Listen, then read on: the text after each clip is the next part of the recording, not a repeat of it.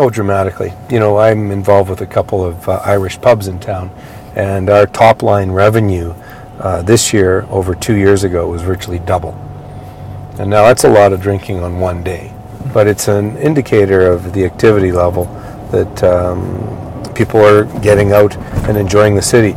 You know, as we drive along 17th Avenue here, this place is packed.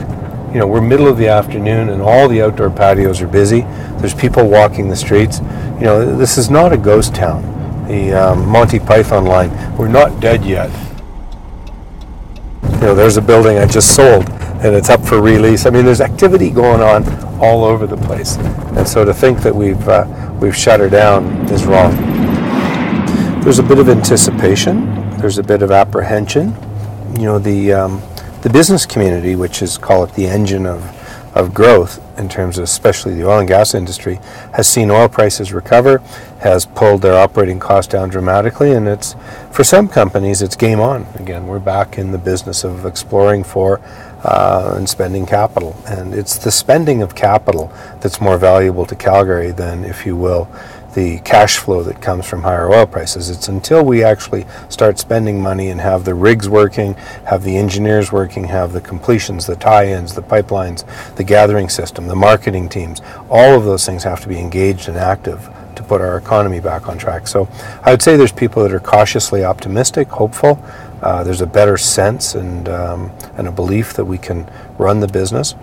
There's reason for optimism, but there's also reason for concern. So even with all the talk of diversification, it still has to be oil prices going up and getting pipelines built for the economy to bounce back. Well, absolutely. And I fear the word of diversification. I've always been opposed to it in the context that, to me, when I hear economic diversification, when I hear those words, I think government intervention, government picking winners and losers. And I don't want that. I want the free market to make those decisions because they're a lot more efficient at allocating capital in the entrepreneurial spirit. Now, I think there's an awful lot that can happen in the context of expanding our economy rather than diversifying our economy. And I think so often when I hear diversification, I hear people wanting to be Silicon Valley North. Well, hogwash. That's not going to happen. Not by design. It may happen inadvertently. It might happen organically. To create organic growth, you have to have an environment. And that's what I'm pushing for constantly, whether it's in the municipal level or the provincial level or the federal level. I want an environment where entrepreneurial thinking and business leadership has relevance. Entrepreneurial thinking creates jobs.